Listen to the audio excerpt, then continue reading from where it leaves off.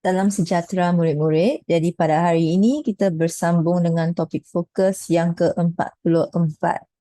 Ini sekejap je kita dah sampai topik ke-44 dan rasanya tak lama lagi lah untuk kita habiskan semua topik fokus kita. Okay, jadi hari ini kita masuk ke tingkatan topik di tingkatan 5 bab 7 berkaitan dengan perpaduan dan integrasi nasional. Okay. Jadi topik ini agak berat lah, bagi cikgu agak berat sebab murid-murid perlu ada pengetahuan sedikit lah tentang pendudukan penjajahan British, untuk senang nak faham seluruh isinya yang hanya diberikan secara ringkas dalam bahagian 7.1 ini sebagai sedikit pengenalan kepada keadaan penjajahan British yang membawa kepada keadaan hubungan antara kaum di negara kita pada hari ini. Okay.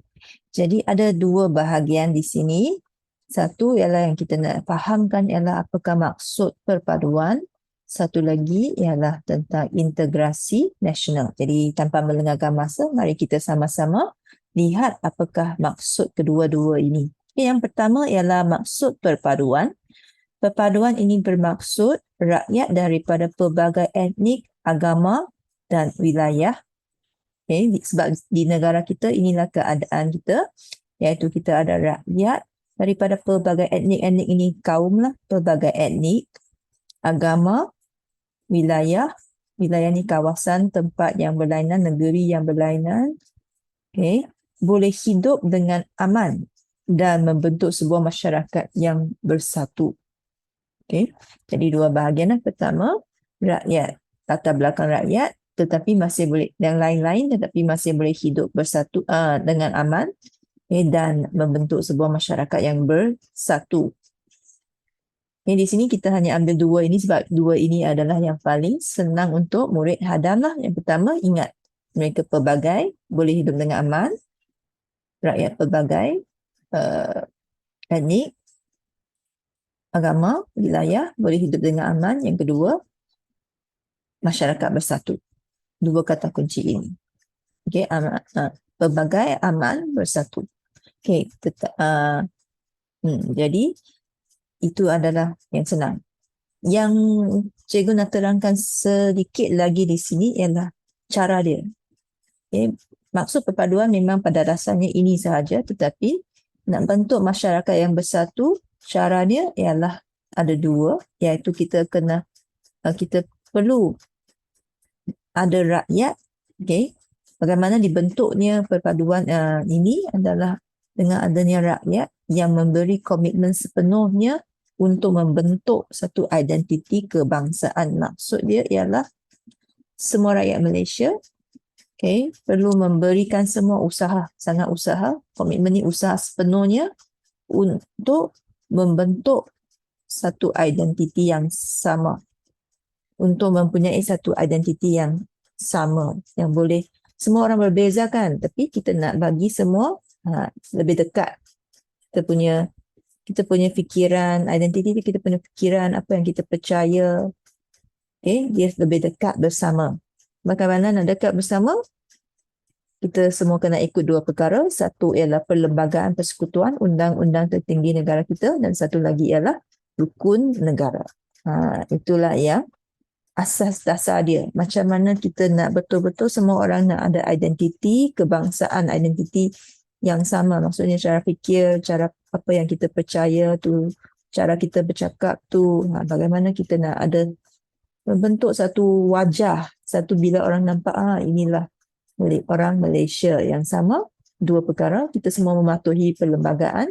Satu lagi, kita mematuhi rukun negara. Bukan cakap saja out setiap kali perhimpunan, lepas tu hilang dari otak. Bukan macam tu, tetapi betul-betul boleh laksanakan, betul-betul boleh ingat 5 rukun negara, 5 prinsip rukun negara, dan melaksanakan dia dalam hidup kita.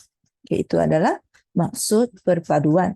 Okay, yang kedua ialah integrasi nasional. Integrasi nasional ini adalah satu proses yang dinamik. Okay, untuk dinamik ini mungkin maksudnya daripada pelbagai aspek lah yang merapatkan hubungan masyarakat. Untuk merapatkan hubungan masyarakat, hubungan masyarakat ini yang dimaksudkan ialah hubungan masyarakat yang antara negeri yang lain dan wilayah yang lain. Sebab negara kita terdapat banyak negeri dan yang paling susah ialah terdapat jarak yang jauh, terutamanya antara Malaysia, kita panggil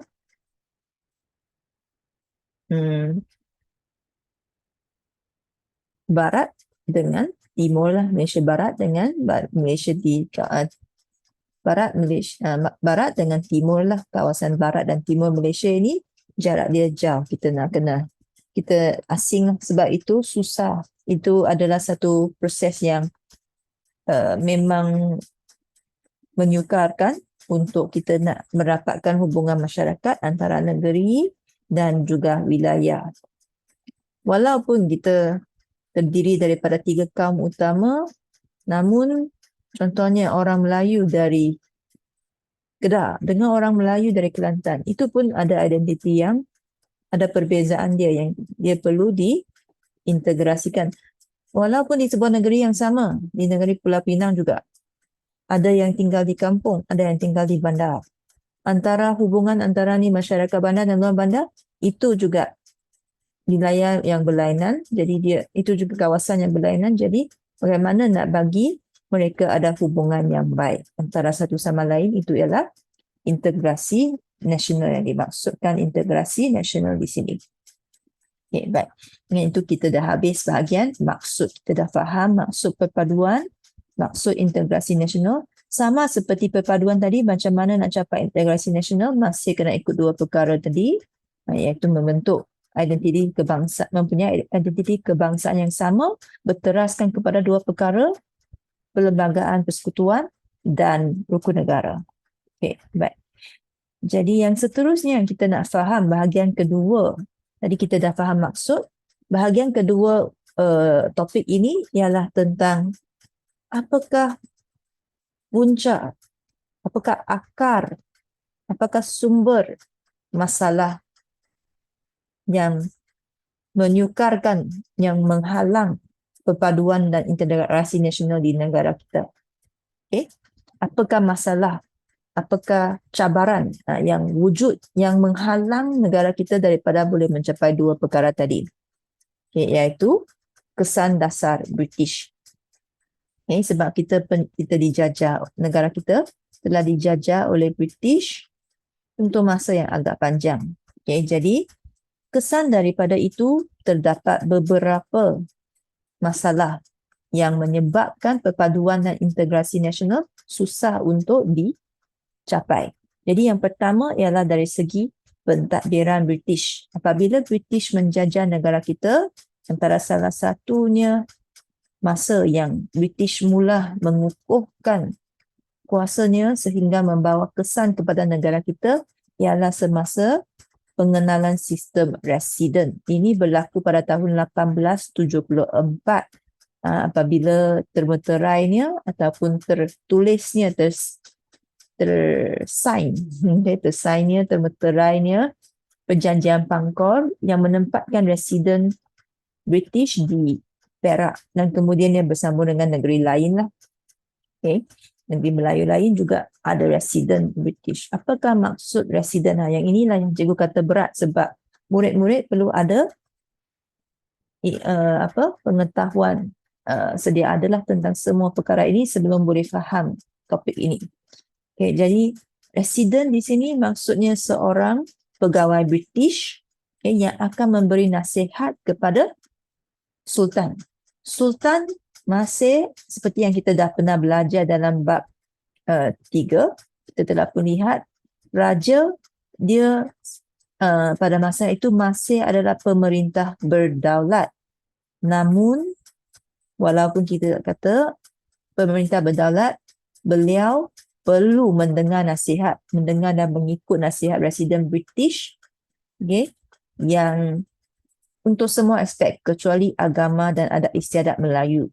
Semua benda lain kena ikut nasihat Residen. Jadi oleh itu, semua banyak perkara yang dilaksanakan di dalam negara pada negeri-negeri Melayu pada masa itu semua ikut rancangan, ikut cakap British. Okay? Jadi bila kita sebut rancangan di sini dalam perkataan lain ialah dasar British lah, dasar. Okay? Jadi dasar British di sini ialah untuk dasar rancangan British di sini ataupun dasar British di sini dia utamakan satu perkara iaitu ekonomi. Dalam otak British hanya ada satu tujuan mengapa dia datang ke sini, dia nak untung, dia nak dapat duit.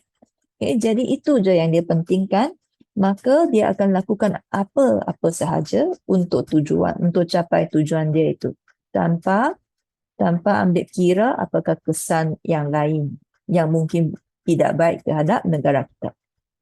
Jadi apakah antara dasar yang telah British perkenalkan? Jadi British pada masa itu, British tumpukan nak dapat duit. Jadi bagaimana British dapatkan duit? Dia fikirlah dari segi ekonomi, apakah cara, apakah yang ada di sini yang dia nak gunakan. Dan memang itu adalah permulaan mengapa British datang ke sini sebab negara kita kaya dengan biji timah, terutamanya negeri Perak yang cikgu sebut tadi. Jadi dia mesti nak kena eksploitasi, mesti nak guna baik-baik benda itu untuk dapatkan duit. Jadi dia mesti perlu bekerja di lombong biji timah untuk dapatkan hasil dia. Dan yang kedua, British juga tahu tanah kita subur. Jadi bila datang ke sini, British mula menanam getah di sini. Jadi untuk itu juga dia perlu bekerja. Dan dalam dua hal ini, dua biji timah ini kebanyakannya kemudian kawasan itu berkembang jadi bandar. Okay, dan juga di estate ladang getah ini, okay, dua tempat ini dia perlukan pekerja dan penduduk Melayu adalah kurang, dan juga berbangsa Melayu adalah kurang. Dan satu lagi, yang ini tambahan lah, tak ada dalam buku teks, ini maklumat tambahan untuk pengetahuan kita. Dan satu lagi masalah yang mungkin wujud untuk British nak menggunakan orang Melayu sebagai pekerja ialah sebab penduduk Melayu adalah di bawah kuasa raja. Jadi kalau British nak gunakan orang Melayu sebagai pekerja di ladang ke lombong, itu mungkin akan nampak sangatlah melemahkan kedaulatan raja, sultan. Jadi British salah satu faktor mungkin dia mengelakkan dan menggunakan orang Melayu sebagai pekerja pada masa itu adalah yang ini. Dan juga yang kedua mungkin sebab macam faktor hari ini, kalau kita nak contohnya kita nampak sampai hari ini pun ada setengah kerja itu bukannya diingini oleh semua rakyat tempatan. Contohnya kita lihat kerja buruh yang susah dan memerlukan bekerja masa yang panjang dan susah, ramai yang tidak ingin terlibat dalam kerja macam ini. Oleh itu, seperti hari ini, bagaimana British selesaikan masa ini, British membawa masuk pekerja luar yang pada masa itu orang Cina dan orang India lah. Jadi, bila dah bawa masuk, dah selesai lah masalah ekonomi dia. Jadi, adakah British akan fikir macam mana nak bagi hubungan antara orang Melayu dengan orang Cina dan orang India lebih baik? Kalau kita fikir dari aspek British pun, dia macam tak logik lah. Mengapa dia nak kena bazir masa dan duit pergi fikirkan macam mana nak eratkan hubungan antara tiga kaum ini.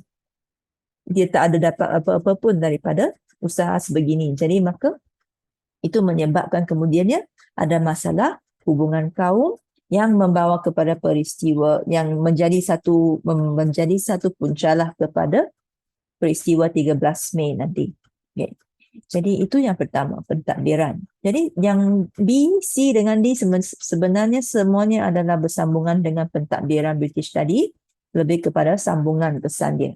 Jadi daripada B, A tadi, pentadbiran tadi, dia membawa kepada dua perkara yang memisahkan kaum, iaitu pertama ialah kegiatan ekonomi. Rakyat di negara kita, dia kegiatan kaum adalah terpisah mengikut kegiatan ekonomi masing-masing. orang Melayu, kaum golongan Bumi Putra, mereka tertumpu di luar bandar, dalam bidang, contohnya bidang pertanian. Manakala orang Cina dan orang India tadi, mereka tertumpu di kawasan bandar dan estate, dan terlibat dalam pelombongan dan juga peladangan getah dan perniagaan. Jadi semua ada, mereka ada dalam bidang masing-masing, bidang lain-lain. Itu keadaan dia. Jadi itu yang pertama lah. Yang kedua ialah pemisahan pertempatan. Bila mereka ada dalam bidang lain-lain, perniagaan ni di bandar. Jadi orang yang terlibat dalam perniagaan semua di bandar. Contoh orang Cina. Orang yang terlibat dalam peladangan getah, dia semua di estate. Orang India. Orang yang terlibat dalam pertanian semua di luar bandar. Orang Melayu. So semua tinggal tempat lain-lain. Jadi itu untuk kita senang faham. Itulah keadaan dia. Semua terpisah. Ikut tempat tinggal mereka, ikut kegiatan ekonomi yang mereka lakukan. Jadi itu menyebabkan berlaku pemisahan pertempatan. Tak kenal maka tak cinta. Jadi dah lah pisah macam tu, macam mana nak kenal, macam mana nak cinta. Jadi tak adalah wujudlah, kuranglah interaksi antara kaum, tak ada saling bercakap kan. Kuranglah, bukan tak adalah tapi kurang. Jadi itu menyebabkan adalah wujudlah hubungan yang tidak begitu baik antara kaum. Kemudiannya sistem pendidikan. Jadi tadi seperti yang cikgu sebut, British hanya nak fokus kepada ekonomi. Mengapa dia nak pergi susahkan diri, fikir, macam mana saya nak bagi rakyat di sini bersatu padu, bagi rakyat di sini ada pendidikan yang tinggi. Ini semua tak ada dalam rancangan British. Jadi apa yang berlaku pada masa itu? Mungkin ada sedikit lah. Di mana pendidikan dia ada juga usaha di sana, di mana British juga memperkenalkan sekolah Inggeris untuk nak melatih golongan bangsawan orang Melayu lah untuk boleh terlibat dalam kerajaan, kerja perkhidmatan awam British lah. Itu sedikit lah bahagian yang mana yang dia perlulah. Tetapi untuk bahagian lain dia tak kisah. Jadi semua itu berjalan secara boleh dikatakan agak bebas lah. Jadi apakah kesan daripada itu? Sistem pendidikannya ialah sistem pendidikan vernacular, di mana ada sekolah Cina, sekolah Melayu, sekolah Inggeris, sekolah India, sekolah Tamil. Jadi itulah keadaan masa itu. Dan apakah kesan daripada itu? Sebenarnya pendidikan ini adalah satu alat yang sangat berkuasa. Contohnya sejarah hari ini. Mengapa nak belajar sejarah? Dia adalah untuk kita nak faham tentang apa yang berlaku di negara kita, dan daripada itu dia akan menyebabkan kita fikir cara lain-lain, cara yang lain lah daripada sebelum kita tahu. Selepas kita tahu, mesti kita dah, inilah yang berlaku. Jadi kita akan fikir lain lah tentang negara kita. Jadi apakah kesan daripada apabila rakyat pergi ke sekolah yang lain-lain, semua belajar ikut kaum masing-masing, ikut fikiran kaum masing-masing, bahasa kaum masing-masing. Maka keluar daripada sekolah semua ada fikiran, idea yang lain-lain lah tentang dunia. Jadi bolehkah orang yang ni jauh berbeza pemikiran mereka datang bersama membentuk sebuah negara? Kita boleh fikir bukan mission impossible, tetapi hampir impossible lah, sangat susah lah. Dan akhirnya ialah fahaman politik. Jadi ini bersambungan dengan sistem pendidikan tadi. Bila sistem pendidikan lain, cara fikir lain. Bila cara fikir lain,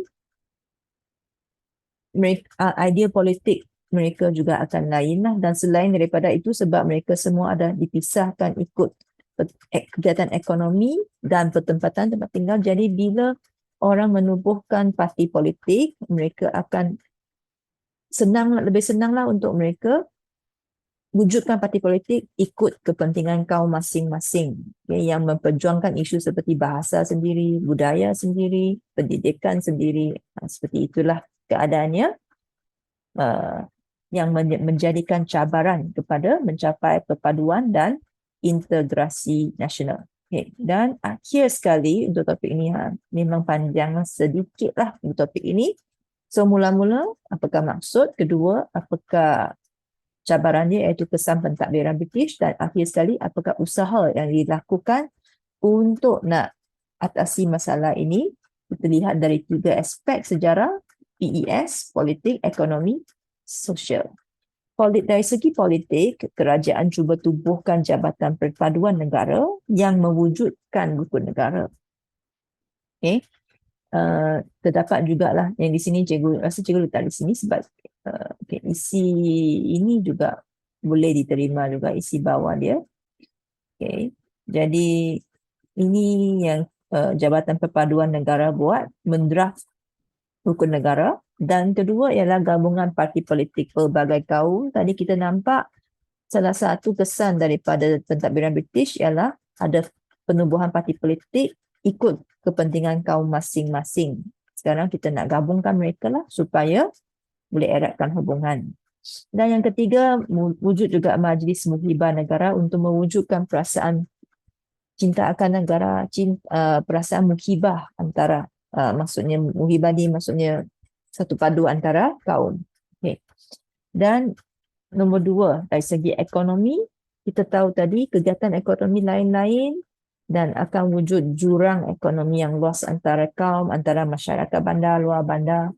Bagaimana nak selesaikan? Kerajaan telah memperkenalkan DPN dan DEB untuk memajukan ekonomi negara, dan salah satunya nak membasmi kemiskinan. Dan yang kedua, kerajaan cuba memajukan bidang perindustrian dan perdagangan melalui pengenalan zon perindustrian bebas, di mana kilang di sana bila mereka melakukan urus niaga adalah bebas cukai. Contohnya di Pasir Gudang, di Kelang, di Bayan Lepas, Pulau Pinang. Jadi akan adalah, ini akan menariklah pelabur asing untuk membuka kilang di sana. Dan itu akan membawa kepada, kita tahu bila buka kilang, peluang pekerjaan meningkat. Jadi rakyat akan dapat peluang pekerjaan, dapat hidup yang lebih baiklah, lebih selesa. Dan yang kita lihat dalam konteks ini, apa yang berlaku ialah bila peluang pekerjaan ini luas kepada semua orang, semua rakyat, apa yang berlaku ialah masyarakat luar bandar dia berpindah ke masyarakat bandar, dan ini menyebabkan berlaku integrasi ekonomi di mana masyarakat luar bandar pindah ke bandar untuk cari kerja. Okay? Mempercepatkan proses tersebut. Okay, dan yang akhir sekali dari segi sosial, kita sudah tahu yang sangat penting di sini ialah rukun negara diperkenalkan, dan yang kedua, kerajaan juga cuba melibatkan rakyat dalam bidang sukan untuk memperkukuhkan hubungan antara kaum. Dan yang akhir sekali, kerajaan juga ada cuba menambah baik dasar pendidikan kebangsaan untuk memupuk perpaduan kaum. Dan kita lihat sampai ke hari ini, memang ada hasilnya lah, walaupun mungkin tidaklah sempurna. Memang tak adalah yang sempurna di dunia ini. Tapi ada usaha di mana kita nampak hari ini. Okay, sebagai orang Cina, cikgu pun boleh berbahasa Melayu. Okay. Okay, itu adalah satu kesan sebenarnya berbanding dengan dulu sekolah vernacular. Okay, dan daripada dasar pendidikan kebangsaan ni, murid dia akan pergi ke sekolah kebangsaan. Okay. Dan di sekolah kebangsaan kita gunakan bahasa Melayu untuk belajar, kita akan bergaul dengan rakyat, penduduk berbilang kaum. Okay. Jadi walaupun impact dia mungkin tidak sempurna, tetapi mesti ada sedikit sebanyak itu akan mempengaruhi hubungan kita antara kaum sampai ke hari ini. Okay, jadi itu adalah usaha dari segi memperkasa perpaduan. Okay, dengan itu kita masuk ke bahagian latihan. Okay, latihan dia ada masalah sedikit dari segi inilah dia punya format dia lari. Okay, tapi tak apa, kita cubalah. Kita bacakan soalan, kita akan cuba jawab satu soalan esei berkaitan dengan topik ini. Okay, soalan A. Apakah yang anda faham tentang perpaduan kaum dan integrasi nasional? Ini dia nak kita berikan maksud lah. Kita dah belajar tadi maksud, jadi kita bolehlah berikan maksud perpaduan dan integrasi kaum nasional. Jadi seperti yang kita dah pernah bincang soalan sebegini, kita tak payahlah tulis yang saya faham tentang, tak payah. terus sahaja perpaduan kaum ialah apa, ataupun maksudlah kalau nak lengkap sikit. Maksud perpaduan kaum. Apa yang anda faham tu maksudlah. Okay. Jadi maksud perpaduan kaum ialah, yang ini agak kecil tulisan ini. Jadi cikgu akan besarkan sedikit. So, cikgu nak buat semula. Sekejap ya. 12. Okay, jadi 4A. Maksud perpaduan kaum ialah rakyat berbilang etnik dari ataupun dalam buku teks dia pelbagai lah, bolehlah sama maksud dia, etnik, apa lagi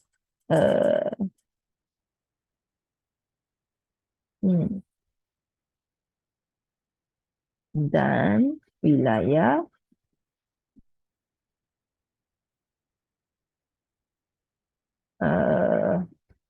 nak balik hidup secara aman dan masyarakat bersatu, dua markah. Okay. Aman, pelbagai, aman, bersatu. Okay. Lepas itu kita pergi kepada maksud integrasi nasional pula ialah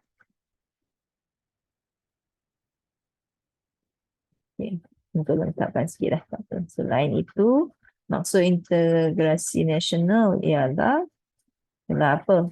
Integrasi nasional ialah proses dinamik merapatkan hubungan masyarakat antara wilayah dan negeri. Habis. Dapatlah 4 markah. Okay, namun kalau kita nak panjangkan, okay, kita juga boleh bagi tahulah. Tapi kita boleh tambah di sini sebenarnya masyarakat bersatu dengan mempunyai rakyat memberi komitmen sepenuhnya untuk membentuk identiti kebangsaan. Jadi kebangsaan ini adalah berdasarkan rukun negara dan perlembagaan persekutuan. Kita lihat ruangannya cukup tak? Okay, cukup baik. Jadi juga akan sambung di bawah jawapan B.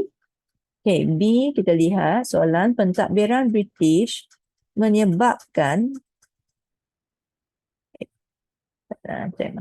menyebabkan pemisahan kaum dari segi kegiatan ekonomi dan pertempatan. Terangkan kesan dasar British terhadap negara. Dia terus kepada kesan dasar British lah. Jadi sekiranya dia tanya apakah cabaran yang menghalang, kita kena boleh kaitkan lah. Dia adalah kesan dasar British terhadap negara. Ada 4 dan kita beri huraian ialah dari segi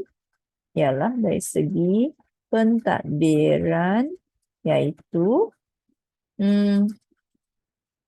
pengenalan sistem residen menyebabkan masalah hubungan antara kaum. Akibatnya berlaku ini cikgu baris secara sangat-sangat ringkaslah berdasarkan isi penting saja. Tentu dia tak betapa logik lah sebenarnya kalau kita nak fahamkan secara ini, tetapi ini hanya kita nak jawab dengan cepat lah, ikut point.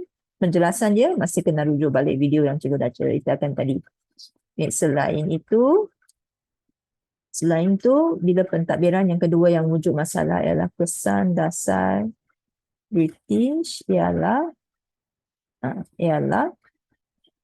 kegiatan ekonomi dan pertempatan, iaitu pemisahan pertempatan antara kaum lah. Dan kita nampak yang kemudiannya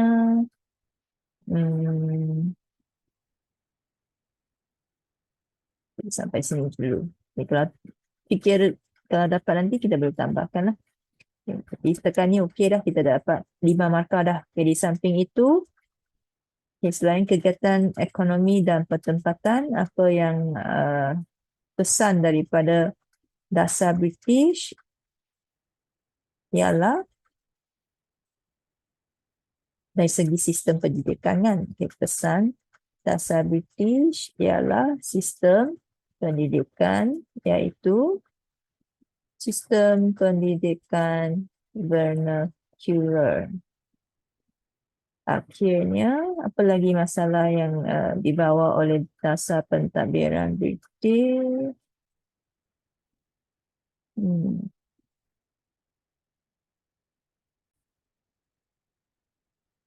Pesan dasar British ialah fahaman politik, iaitu penubuhan parti politik mengikut kepentingan kaum masing-masing. Okay? Jadi ini adalah ada 9 isi dah lah di sini, 9 ke 10 isi dah. Okay? Sebab kita dah berikan isi setiap satu 4 isi tu 4 isi penting dan 5 huraian, di sini 9 isi. Baik, dah cukup untuk angka penuh. Jadi kita pergi kepada soalan terakhir. Adakah usaha memperkasa perpaduan kaum dan integrasi nasional telah berjaya?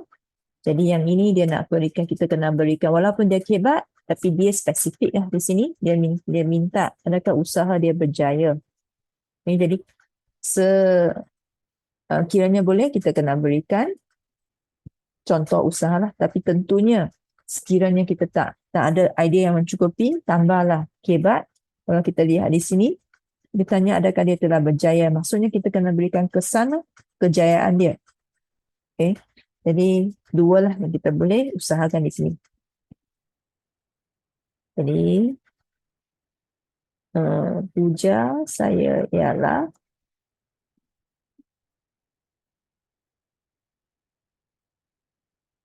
usaha memperkasa perpaduan kaum dan integrasi nasional telah berjaya, ataupun kita jawab ya lah. Okay, nak senang ini satu cara, ataupun ya kerana ini senang sikit lah kan. Ya kerana, ya tu satu markah dah, tapi kena berikan sebab. Ya kerana apa? Kerana okay, jadi kita boleh fikir balik dari segi politik apa yang telah dilakukan. Okay. Penubuhan dari segi politik, Jabatan Perpaduan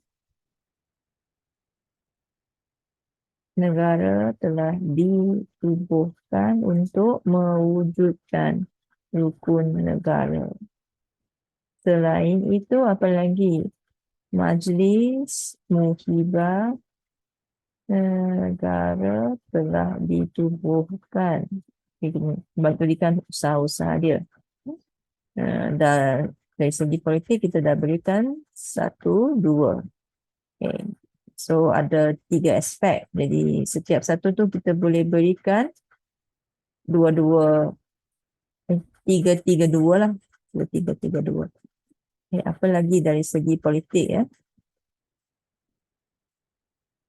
Berlaku selain dan gabungan.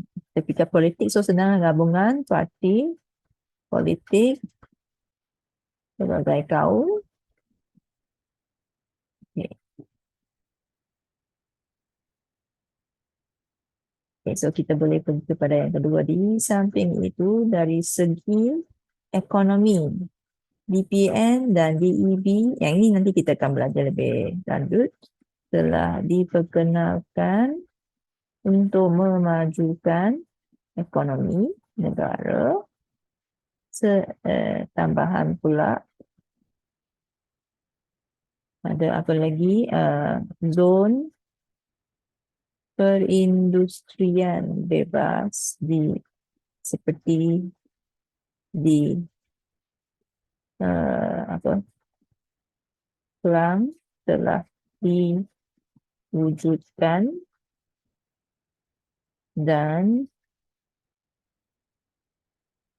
peluang pekerjaan yang luas menyebabkan integrasi ekonomi masyarakat luar bandar berpindah ke bandar. Okay. Akhir sekali dari segi sosial, apa dari segi sosial hukum negara kan dia berulang. Okay. Pelibatan kerajaan menggalakkan pelibatan rakyat dalam bidang sukan. Dan mungkin tak ada dalam tadi, tapi kita boleh kita nampaklah dan ada dalam dan dasar pendidikan kebangsaan berjaya merapatkan hubungan antara kaum. Contohnya penggunaan, nampaklah hari ini ramai yang tentang yang cikgu sebut tadi, penggunaan bahasa Melayu oleh semua oleh rakyat pelbagai kaum.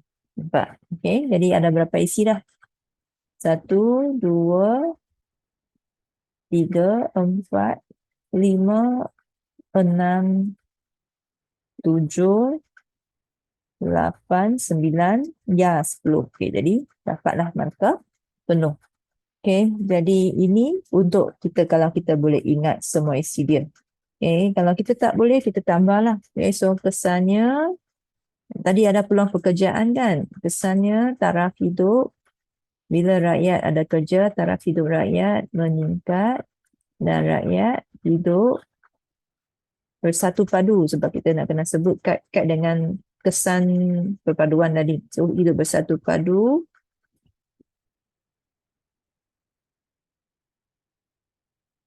justeru, nak ada lagi negara, justeru negara aman dan sejahtera. Contohlah. Okay, bolehlah.